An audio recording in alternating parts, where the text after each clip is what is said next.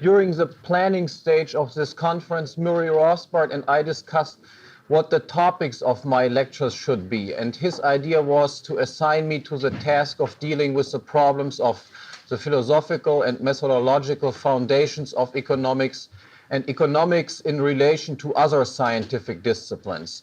I gladly agree to do this since I am convinced that such matters are of utmost importance, and that only if you understand these things correctly will one be ultimately prevented from producing nonsense. But it was also my wish to speak on one non-methodological subject, and this topic is socialism, the subject of my lecture today. However, since it is my role here to be the methodologist and philosopher, let me begin even this lecture with some methodological thoughts. They will emphasize once again how important it is to get things right fundamentally. That is, to have a correct epistemology and philosophy of one's discipline, unless one wants to go astray and end in some sort of relativistic dogmatism. For every neutral observer, it should be obvious that the following statement is true and recognizable as such almost beyond the shadow of a doubt, as an empirical statement. Life under full-blown socialism in countries like the Soviet Union, Eastern Europe, Cuba, China, and so on, is miserable as compared to life in Western countries like the US, West Germany, Japan, Switzerland, and so on, which all have a sizable socialist sector too, but where socialism is still much less rampant. The difference is indeed so evident that these all-out socialist countries must resort to ruthless emigration restrictions in order to prevent a massive outflow of the population. West and East Germany illustrate this in the most dramatic way. In this case, where there are no natural language and culture barriers for immigrants, and where there is no institutional problem of getting into West Germany, because it has never had immigration restrictions vis-à-vis East Germany and automatically grants to West German citizenship to every East German. In this case, the outflow of population from the socialist East to the so-called soziale Marktwirtschaft or social market economy of the West took on such proportions that in 1961, East Germany literally had to be turned into a giant prisoners' camp. To keep the population in it, it had to build a system the likes of which the world had never seen before, of walls, barbed wire, electrified fences, minefields, automatic shooting devices, watchtowers, dogs, and men, almost 900 miles long, for the sole purpose of preventing its people from running away from socialism. The empirical evidence then seems to be crystal clear. To everyone who is only faintly familiar with real socialism, who has traveled in such countries and engaged, however limited, in some everyday life activities, the cause of all this is equally clear. But almost everyone who is not completely brainwashed by the sophisticated confusion spread throughout the typical liberal university education in the Western countries notices is that there is almost no private ownership in means of production in these countries. Instead, almost all factors of production are commonly owned in precisely the same way as you all own the United States Postal Service and I own the Deutsche Bundespost in West Germany, the equivalent of the US Postal Service. Why is it then that there are still seemingly serious people who advocate socialism? Why are there still scores of social scientists who still want to put more and more factors of production under social instead of private control? For one thing, of course, they might be simply evil, to use one of Murray's favorite terms. They might simply have nothing against misery, especially if it is only misery for others while they themselves are in charge of administering such misery and are well off while doing so. But I'm not so much interested in this group because a group which openly propagates lower standards of living in exchange for increasingly deprivatized social and economic life will hardly ever gain much popularity. Rather, I'm interested in that group of advocates for socialism, which advocates socialism because it is allegedly more value productive than capitalism, and who declare the contrary evidence that I have cited as being beside the point or as merely accidental. I guess I don't have to convince you that this is a more popular position among our socialist friends. One immediately senses that something is seriously wrong here. How can one deny that the Russian experience is decisive evidence against socialism? How can people get away with taking such an absurd stand? The answer, it seems to me, is that they have invented it to make use of a respectable sounding philosophy. And this philosophy is the philosophy of empiricism. Empiricism is what gives this absurd position the credibility that it still has. Thus, if one wants to attack socialism from an economic point of view, one must foremost attack empiricism because empiricism offers the intellectual means that make it possible to shield the idea of socialism as being a more efficient system of production from being refuted by the Russian experience once and for all. The Austrian critique of socialism is such a simultaneous attack on socialism and empiricism. It explains that the connection between socialism and lower living standards is a necessary one, why the Russian experience is not accidental, and why the empiricists' attempt to make it appear so is based on straightforward intellectual errors. How can empiricism deny the decisiveness of the Russian experience? Recall what I said about the fundamental assumption of empiricism. First, one cannot know anything about reality with certainty, a priori. And because of this, secondly, an experience can neither prove that there definitely exists a relation between two or more events, nor that a relation definitely does not exist. Assuming this as a starting point for the moment, it is quite easy to see how one can get around the conclusion that socialism is empirically refuted as a superior social system. Of course, an empiricist socialist would not deny the facts.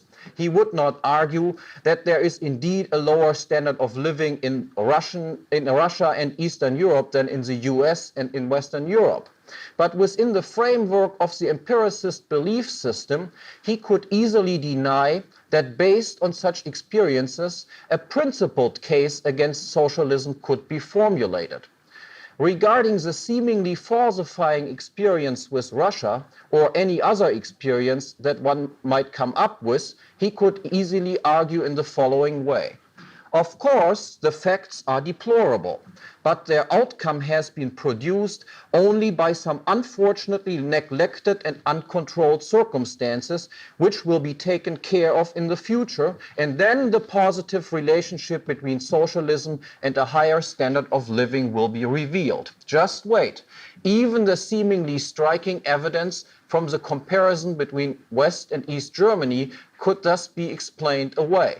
In arguing, for instance, that the higher standard of living in the West is not due to the fact that in the West significantly more means of production were and still are in private hands, but because of some other reason, because Marshall aid had come into West Germany while East Germany had to pay reparations to the Soviet Union, or by the fact that from the very beginning, East Germany encompassed Germany's less developed rural agricultural provinces and so never had the same starting point, or that in the eastern provinces, the tradition of serfdom had been discarded much later than in the western ones, and so the mentality of the people was indeed different in both East and West Germany, and so on and so on.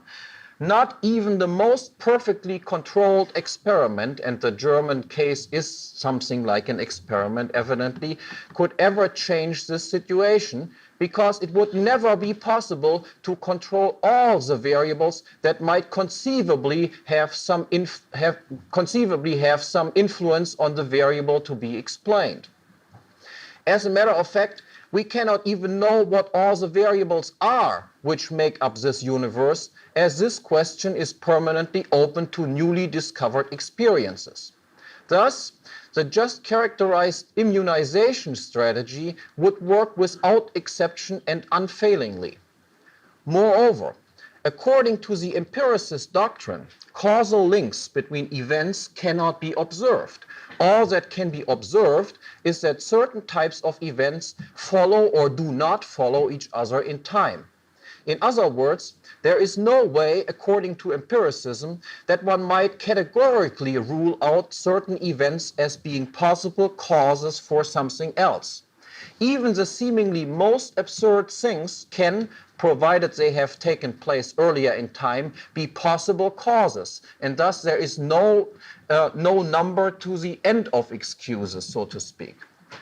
No matter what the charges brought against socialism are, so long as they are based only on empirical evidence, the empiristically minded socialist could always argue that there is no way of knowing in advance what the results of certain policies will be without actually trying them out and letting experience speak for itself. And whatever the observable results then may be, the original socialist idea, the hardcore of one's research program, as a neo-Popperian philosopher Lakatos would have called it, can always be easily rescued by pointing out some heretofore neglected, more or less plausible variable whose non-control is hypothesized as being responsible for the negative result, with the newly revised hypothesis again needing to be tried out indefinitely. Experience only tells us that a particular socialist policy scheme did not reach the goal of producing more wealth, but it can never tell us if a slightly different one will produce any different results, or if it is impossible to reach the goal of improving the production of wealth by any socialist policy at all. One realizes by this example how dogmatic the empiricist philosophy actually is, in spite of its alleged openness and its appeal to experience. Empiricism is in fact an intellectual tool to completely immunize oneself against criticism and experience.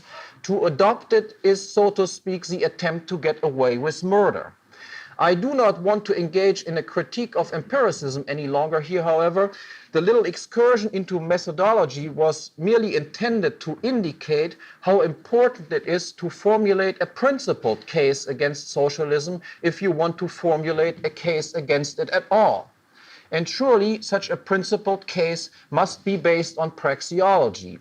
That is, it must be a case based on a priori argument and reasoning. What does this case look like? Recall that economics as an a priori science of action is based on the incontestable axiom of action and an understanding of the categories implied in action, such as ends, means, cost, profit.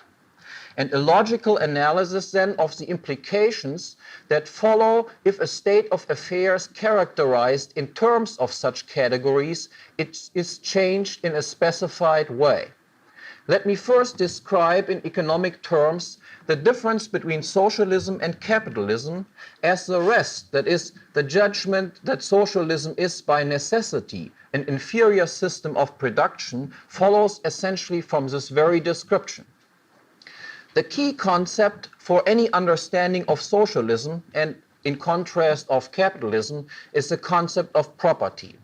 Obviously, there would be no need for the idea of property if there was no scarcity of goods.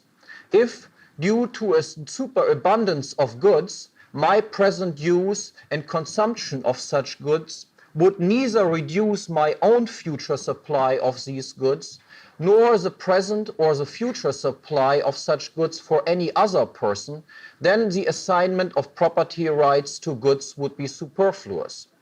To develop the idea of property rights, then, it is necessary for goods to be scarce, so that conflicts over the use of these goods can possibly arise. It is a function of property rights to avoid such possible clashes over the use of scarce resources by assigning rights of exclusive ownership or control. Property is thus a normative concept, a concept designed to make a conflict-free interaction possible by stipulating mutually binding rules of conduct or norms regarding the use of scarce resources. Of course, conceptually, there are numerous ways to solve this problem. The capitalist mode of doing this, essentially formulated by John Locke, is this. In order to avoid otherwise inescapable conflicts over the use of scarce goods, it is determined that he who uses a good first, before anyone else uses it, becomes the good's owner. He decides what to do or not to do with it. And secondly, it is determined that once a good has been first appropriated or homesteaded by mixing one's labor with it, this is the phrase that Locke employs, then ownership in such a good can only be acquired by means of a contractual transfer of property titles from a previous to a later owner. Aggression, on the other hand, is defined according to this idea of property rights in the following way. It is aggression if and only if a person uninvitedly changes the physical integrity of an appropriated good, that is, a homesteaded or a contractually acquired good, or if and only if a person restricts the range of uses to which the owner wishes to put such homesteaded or contractually acquired good. An owner can do whatever he wants with his good, so long as he does not interfere or physically damage the goods owned by other persons. This is the idea of private property and the idea underlying the system of pure capitalism or of a market economy. As compared with this, the socialist way of defining property rights is the following one. With respect to consumption goods, there exists private property as just defined. However, with respect to factors of production, that is, those goods that are necessary to produce consumption goods, there is no such thing as private property. Rather, factors of production are socially owned, which is to say, no one, no single person, and no specific group of persons can acquire such goods and exclusively determine to what uses they should be put. And since no one owns these goods, then of course no one is allowed to sell them. Instead, they are owned collectively. Mankind, so to speak, is their owner, but no specific person or group of persons. The person actually using a factor of production first does not own it any more than a person coming along later. And a person contracting with a previous user of such good does not own it any more than a person who does not contractually agree with some previous owner or previous user.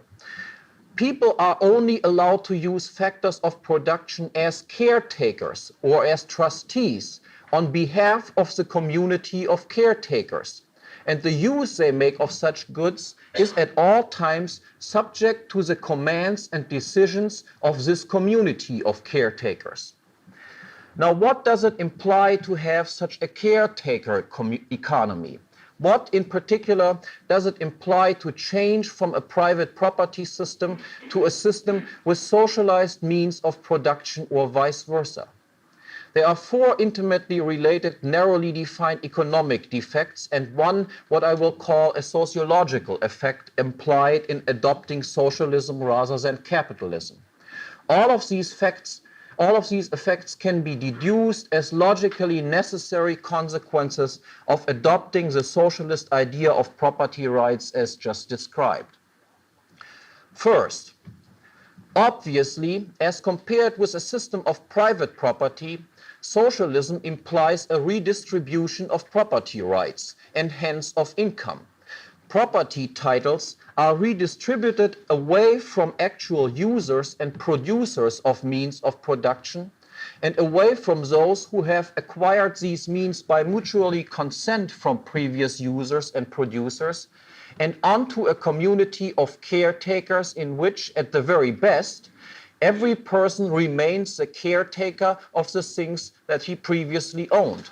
But even in this case, each previous user-producer and each contractor would be hurt in terms of income, as he would no longer be able to sell the means of production, nor would he be able to privately appropriate the profit from using them, and hence, for him, the value of the means of production would fall.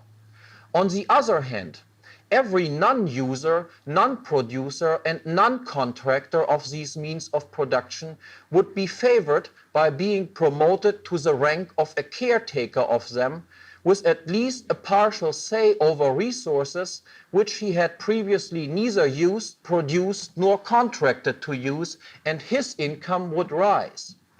Moreover, there is a redistribution of income away from people who have foregone possible consumption and instead saved up funds in order to employ them productively, that is, for the production of future consumption goods, and who can no longer reap the fruits of such activity privately, and onto non-savers who, in adopting socialism, gain a say, however partial, over the savers' funds.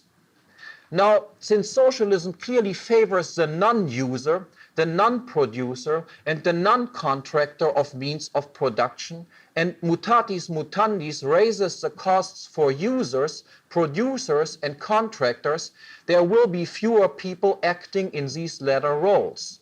There will be less original appropriation of natural resources whose scarcity is realized. There will be less production of new and less maintenance of old factors of production, and there will be less contracting. For all these activities involve costs, and the costs of performing them have been raised. And there are other alternative courses of action available, such as leisure consumption activities, which at the same time and by the same token have become relatively less costly and thus are more attractive to actors.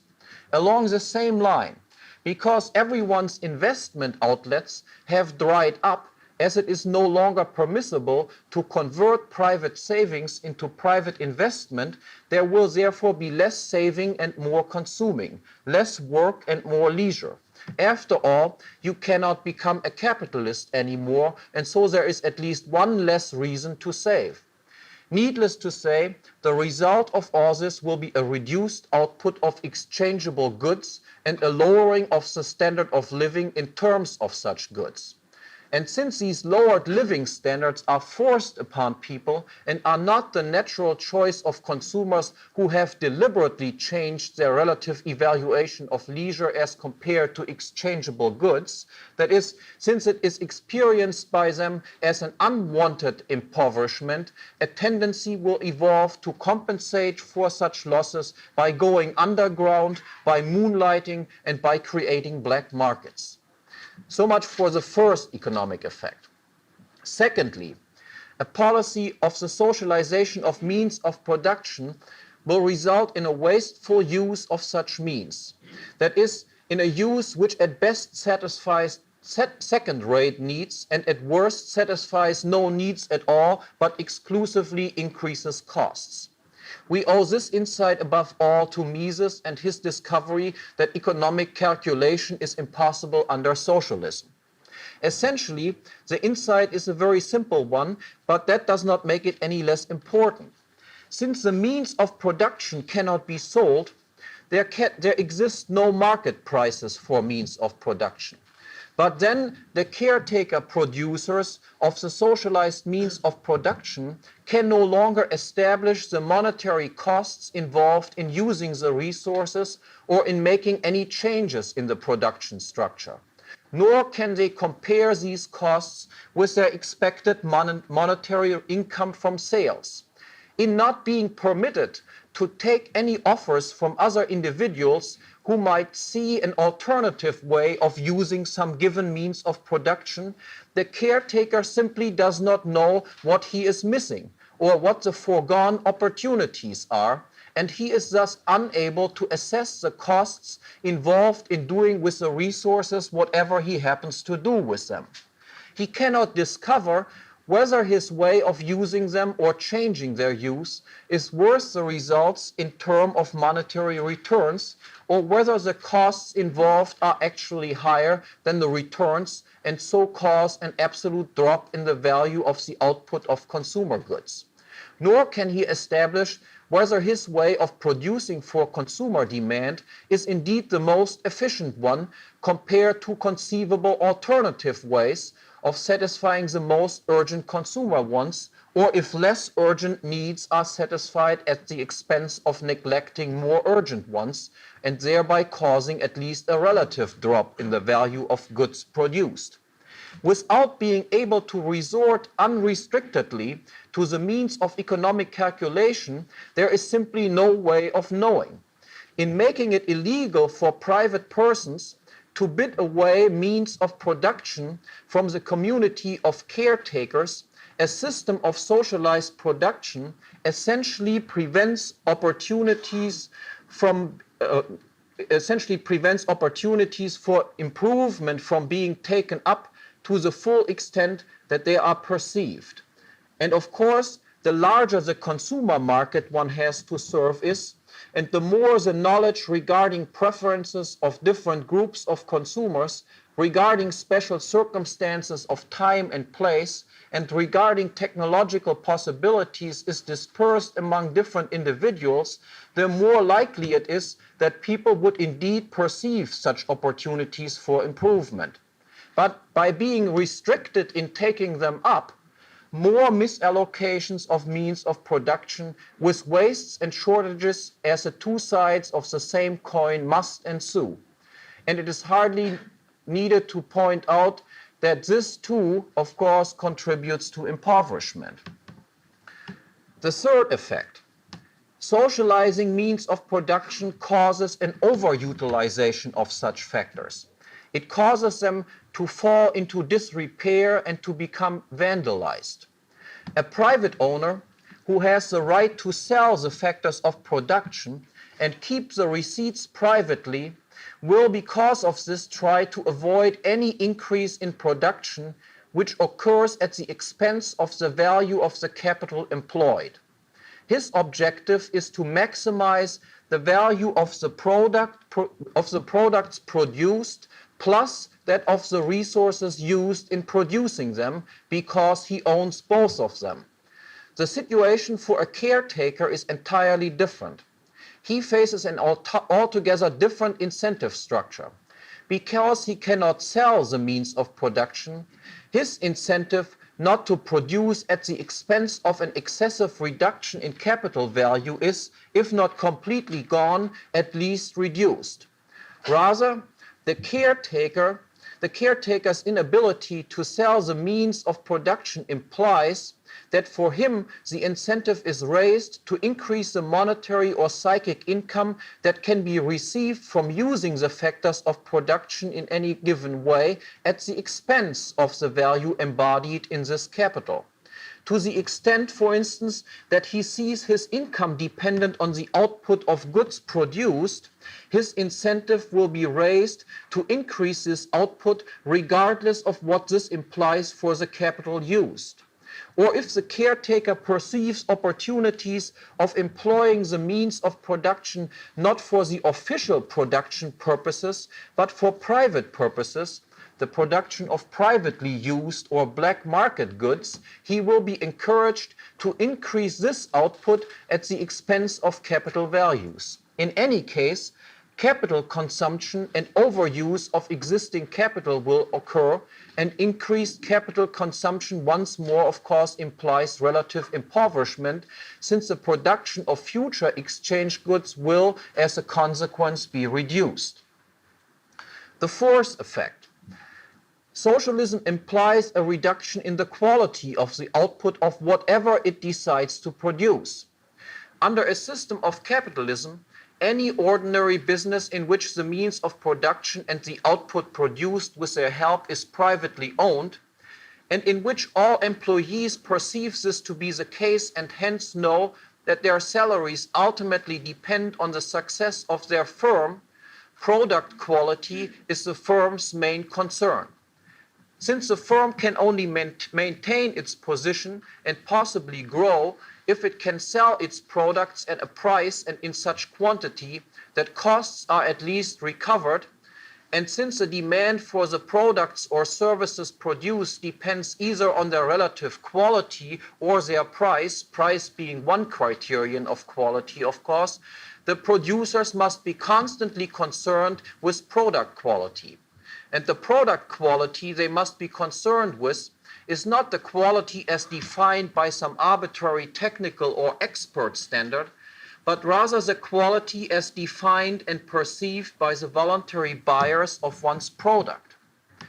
Things are entirely different under socialism. Here, not only the means of production are socially owned, but the output produced with the help of these factors of production is of course socially owned as well.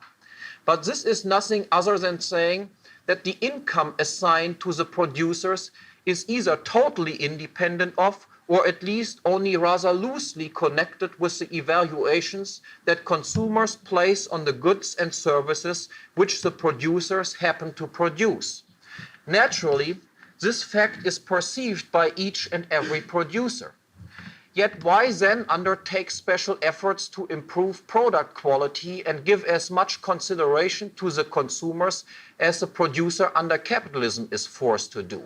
Instead, producers under socialism will, because of the very institutional setting in which they operate, tend to devote relatively less time and effort to producing according to the demands of consumers, and more effort and time will go into doing what they, the producers, but not necessarily what the consumers happen to like. Socialism, in a word, is a system that incites everyone to be lazy. Finally, socialism has an effect on the character structure of the society, the importance of which can hardly be exaggerated. I mentioned earlier that this effect might be more appropriately called a sociological rather than a narrow economic effect, but in spite of this terminological classification, it has, as we will see, dramatic economic implications as well. Socialism leads to a politicization of society, and hardly anything can be worse for the production of wealth than a politicized society. Let me explain this. Socialism, at least its Marxist version, with which I am concerned here, is motivated by egalitarianism. Once you allow private property in means of production, you allow differences. If I own resource A, then you do not own it, and hence our relations regarding this resource are different. By abolishing private property, everyone's position vis-à-vis means of production is equalized with one stroke, or so it seems at least. Everyone becomes a co-owner of everything, reflecting everyone's equal standing as a human being. So much for the socialist ideology. Now, what about the truth of this claim? Obviously, declaring everyone a co-owner of everything only nominally solves the problem of differences in ownership.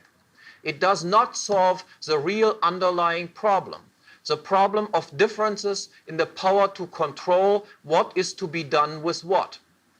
In an economy based on private ownership, the owner determines what should be done with the means of production. In a socialized economy, this can of course no longer happen, as there is no longer any such owner. Nonetheless, the problem of determining what should be done with the means of production still exists and must be solved somehow, provided there is no miraculous harmony of interest and opinions among all people, in which case no problem whatsoever would exist anyway. But rather there is some degree of disagreement. Only one view as to what should be done can prevail in the end, and others must mutatis mutandis be excluded. But then again, there must by necessity be inequalities between people. Someone's or some group's opinion must win over that of others. The difference between a private property economy and a socialist one is only how it is determined whose will prevails in cases of disagreement. Under capitalism, this is resolved by original appropriation and contract. That is, he who has acquired things first or who acquired them contractually from a previous owner determines. Under socialism, too, differences between controllers and non-controllers necessarily exist. Only in the case of socialism, the position of those whose opinion wins or loses is not determined by previous user ownership and the existence of contractual, mutually agreeable exchange, but rather by superimposing one person's will upon that of another disagreeing one. That is, by political instead of economic means. Now, evidently, a person's position in the production structure has an immediate effect on his income, be it in terms of exchangeable goods, psychic income, status, or anything else. Accordingly, as people under socialism want to improve their income and want to move into more highly evaluated positions in the hierarchy of caretakers or increase their payments for their presently occupied position, they increasingly have to use their political talents. Depending on the intensity of the desire for higher incomes, people will have to spend less time and effort developing their productive skills and more time and effort improving their political talents. In other words, on the one hand, people will have to increasingly shift out of the role of user, producers, and contractors, and as time goes on, their personalities will be changed. A former ability to perceive and anticipate situations of scarcity, to take up productive opportunities, to be aware of technological possibilities, to anticipate changes in demand, to develop marketing strategies and to detect chances for mutually advantageous exchanges. In short, the ability to initiate, to work, and to respond to other people's needs will, if it is not completely extinguished, be diminished. And along the same line, in response to the very same shift in the incentive structure affected by socialization, people will, on the other hand, increasingly shift into the role of non-users, non-producers, and non-contractors and place increasing importance on the peculiar skills of a politician. They will make more and more attempts to develop personalities which can successfully manage to assemble public support for their own position and opinion through means of persuasion, demagoguery, and intrigue, through promises, bribes, and threats. And since different people have different degrees of productive and political skills and talents, different people will rise to the top under socialism than would under capitalism, so that one finds increasing numbers of positional changes everywhere in the hierarchy of caretakers. All the way to the top, you will increasingly find people who are incompetent to do the jobs they are supposed to do. It is no hindrance in a caretaker politician's career for him to be dumb, indolent, inefficient, and uncaring, so long as he commands superior political skills, and accordingly, people like this will be found taking care of means of production everywhere. It is hardly worth mentioning that this too contributes to the economic impoverishment of society. The US is certainly not as socialist as the Soviet Union, but don't we see the disastrous effects of a politicalization of society, of an ever-increasing encroachment on the rights of private property owners by means of politics if we simply look at our own politicians? They give us a pretty good taste of what you can expect to be an all-pervasive feature of life in the East Bloc. And of course, apart from this point, the other impoverishment effects caused by socialism can be observed, if only on a smaller scale, in the US or West Germany as well. reduced levels of investment because of an ever-increasing socialized or quasi-socialized sector of the economy, the misallocation of resources going hand in hand with this, and the overutilization and vandalization of production factors within this sector, as well as the inferior quality of products and services produced by it. Thank you.